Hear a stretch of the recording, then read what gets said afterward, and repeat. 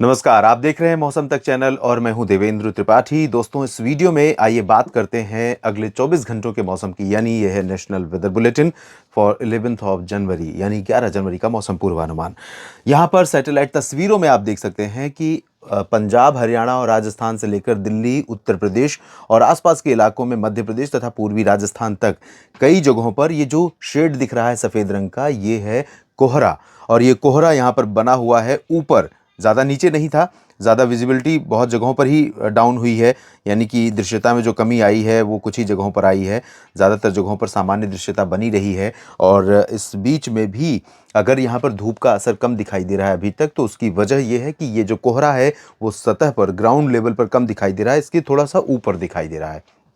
तो धूप और धरती के बीच में ये कोहरा एक लेयर की तरह बाधा बनकर खड़ा हुआ है, जिसकी वजह से धूप अच्छी नहीं हो रही है through out the Indo Gangetic plains including Punjab, Rajasthan, Haryana और दिल्ली। इस बीच जो बादल अभी बंगाल की खाड़ी और अरब सागर से आने वाली नमी वाली हवाओं के कारण डेवलप हो रहे हैं, उन बादलों का प्रभाव मध्य भारत में महाराष्ट्र, मध्य प्रदेश और ओडिशा, छत्तीसगढ़ तथा झारखंड के कुछ इलाकों पर दिखाई दे रहा है। धीरे धीरे ये बादल कल थोड़ा और स्प्रेड करेंगे पूरब की तरफ, यानी ओडिशा और झारखंड के ऊपर भी, छत्तीसगढ़ के ऊपर भी ये बादल दिखाई देंगे और महाराष्ट्र, मध्य प्रदेश के ऊपर ये बादल बने रहेंगे, क्योंकि हवाओं की निरंतरता यहाँ पर अरब सागर और बंगाल की खाड़ी की तरफ से नमी लेकर के बनी रहेगी।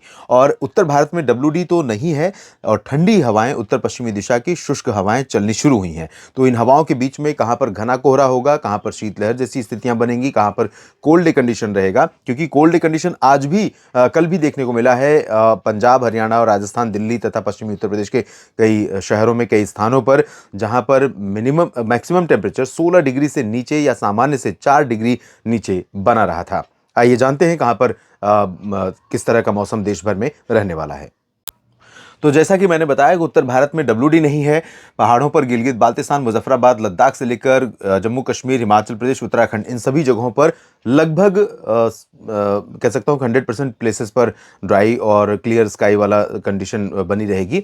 और इस समय गुलमर्ग थोड़ा चर्चाओं में है। गुलमर्ग में बर्फबारी नहीं हुई है। 2021 और 22 का लोग कंपेयर कर रहे हैं और ये भी कहा जा रहा है कि कई बार होता है कि एक खबर चलती है, एक किसी नेता ने ट्वीट कर दी तो फिर उसके पीछे सब पड़ जाते हैं और वो बड़ी खबर बन जाती है। तो सब अखबार में छप गई तो सबको लगता है कि भाई बड़ी बात है, लेकिन ये कोई बड़ी चीज़ नहीं है। और क्योंकि अक्टूबर से देख रहे हैं हम, अक्टूबर, नवंबर, दिसंबर, जनवरी आ गया, जनवरी का मध्य पहुंचने वाले हैं और अभी तक बहुत अच्छी बर्फबारी गुलमर्ग, श्रीनगर, काजीगुंड, पहलगाम या डलहौजी, धर्मशाला, चंबा, ऊना, इन सभी जगहों पर, यहाँ तक कि उत्तराखंड में भी नहीं देखने को मिली है जिस तरह की बर्फबारी आमतौर पर होती है। तो इस बार बर्फबारी सभी जगहों पर कम हुई है। गुलमर्ग ही एक उसमें कह सकते हैं हॉटस्पॉट नहीं है जिसकी चर्चा होनी चाहिए।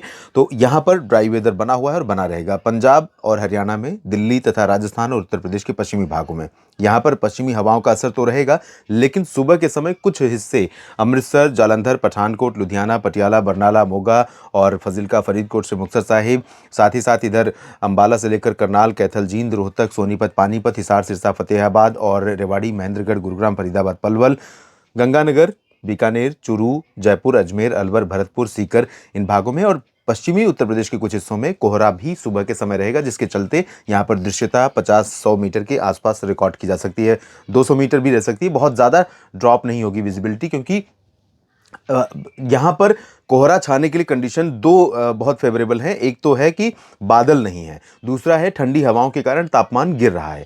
लेकिन दो कंडीशन फेवर नहीं कर रही हैं। एक ये कि आसमान में क्योंकि ऑलरेडी लेयर है कोहरे की, तो जो आसमान पूरी तरह से साफ होता है तो कोहरा बनने की ज़्यादा संभावना होती है। दूसरी कंडीशन यहाँ पर फेवरेबल नहीं है कि जो मॉइस्चर है यहाँ पर निचले लेवल पर वो बहुत ज़्यादा नहीं है। नमी जब ज़्यादा होती है तब कोहरा बनने की संभावना ज़्यादा होती है और हवाएं अगर नील होती हैं तो और घना कोहरा बनता है। तो हवाएं नील नहीं है, कुछ न कुछ हवाएं चल रही हैं पश्चिमी दिशा से और हवाएं 10-11 बजे के बाद और तेज़ हो जाएंगी और दिन भर, रात भर चलती रहेंगी ये पश्चिमी हवाएं। तो इन ठंडी हवाओं के असर के कारण कोहरा धीरे धीरे छंटता भी रहेगा, लेकिन जो सतह के ऊपर बना हुआ है वो कोहरा यहाँ पर परसिस्टेंट करेगा, जिसकी वजह से धूप बहुत तेज़ निकलेगी। लेकिन कल मुझे उम्मीद है कि थोड़ी धूप पंजाब, हरियाणा और दिल्ली तथा पश्चिमी उत्तर प्रदेश, राजस्थान में देखने को मिलेगी लोगों को, क्योंकि यहाँ पर कई सारे मित्र पूछ रहे हैं कि कोहरा कब छंटेगा, धूप कब कब दिखेगी, सूरज के दर्शन कब होंगे, लंबा समय बीत गया है। इधर पूर्वी उत्तर प्रदेश में लखनऊ और कानपुर से लेकर झांसी, ललितपुर, इधर महोबा, चित्रकूट से लेकर अयोध्या, वाराणसी, सोनभद्र, मिर्ज़ापुर, भदोही, गोरखपुर और चंदौली, गाजीपुर, वाराणसी, प्रयागराज, प्रतापगढ़, जौनपुर, आजमगढ़, सुल्तानपुर, रायबरेली, अमेठी, बाराबंकी, इन सभी जगहों पर पश्चिमी दिशा की शुष्क हवाओं के बीच, ठंडी हवाओं के बीच सुबह कोहरा रहेगा। दिन में आसमान साफ और मौसम साफ रहेगा, धूप खिलेगी और धूप के बावजूद ठंडक रहेगी क्योंकि पश्चिमी दिशा की तेज़ हवाएं चलती रहेंगी। इधर बिहार, झारखंड और पश्चिम बंगाल में भी पूर्वी उत्तर प्रदेश जैसे ही हालात होंगे। यहाँ पर जो अधिकतम तापमान बिलो नॉर्मल कई जगहों पर था और सुबह का तापमान सामान्य से नीचे बना हुआ था, दिन के तापमान में थोड़ी सी बढ़ोतरी होगी धूप की वजह से यहाँ पर, और रात के तापमान में थोड़ी गिरावट होगी ठंडक बढ़ने की वजह से। पूर्वोत्तर भारत में भी ड्राई वेदर और एबव नॉर्मल टेम्परेचर रिकॉर्ड किया जाएगा क्योंकि यहाँ पर भी बर्फबारी कम हुई है पहाड़ों पर। तो जब बर्फबारी कम होगी तो जाहिर सी बात है उसके एडजॉइनिंग प्लेसेस हैं, वहाँ का जो नॉर्मल टेम्परेचर है, नॉर्मल से बर्फबारी कम हुई तो नॉर्मल टेम्परेचर जो है वो भी अलग रहेगा। और मध्य भारत के भागों में जैसा कि मैंने बताया दोस्तों, यहाँ पर चेंजेस हमें देखने को थोड़े मिलेंगे। ऑलमोस्ट एंटायर रीजन, उड़ीसा से लेकर छत्तीसगढ़, मध्य प्रदेश, महाराष्ट्र, गुजरात, गोवा, दादरा नगर हवेली, दमन दीव, इन सभी जगहों पर ड्राई वेदर रहेगा। लेकिन अभी भी बंगाल की खाड़ी की हवाएं इस तरह से पहुंच रही हैं, यहाँ पर एक सर्कुलेशन जैसी सिचुएशन है लोअर ट्रोपोस्फियर में, और अरब सागर से भी नमी वाली हवाएं पहुंच रही हैं।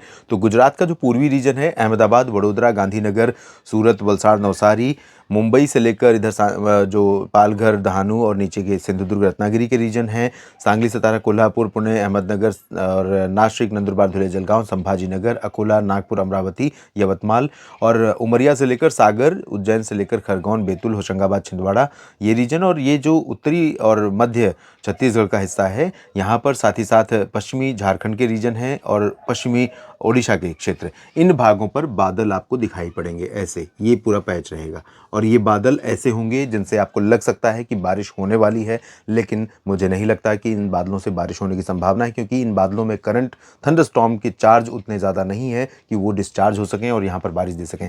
लेकिन छिटपुट बारिश की उम्मीद कर सकते हैं आप। अकोला, नागपुर, बैतूल, जलगांव और आसपास के इलाकों में बहुत मामूली बूंदाबांदी अगर हुई तो यहाँ पर हो सकती है।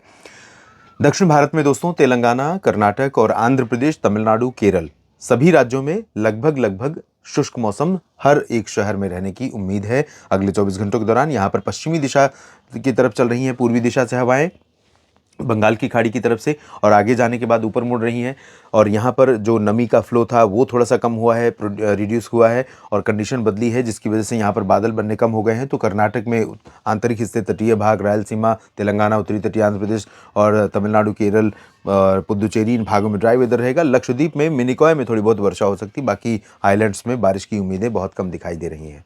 इस बुलेटिन में अभी इतना ही। आप लगातार मेरे साथ बने रहिएगा मौसम तक चैनल और न्यूज़ मीडिया मंच पर। मौसम की सारी जानकारियां आपके साथ शेयर करता रहूँगा। आप सभी का मेरे साथ जुड़े रहने के लिए बहुत बहुत शुक्रिया। और अगर आप मौसम तक चैनल को सपोर्ट करना चाहते हैं तो चैनल के नाम के बगल में जहाँ पर सब्सक्राइब की बटन होती है उसके बीच में एक ज्वाइन की बटन होती है। बहुत छोटी सी राशि से आप सपोर्ट कर सकते हैं। अगर आप करना चाहते हैं, वॉलंटरली आप सपोर्ट करना चाहते हैं तो निश्चित तौर पर ये मेरे लिए बहुत बड़ा सपोर्ट होगा। आप वहाँ ज्वाइन के माध्यम से चैनल को ज्वाइन कर सकते हैं। आप सभी का दिल से शुक्रिया।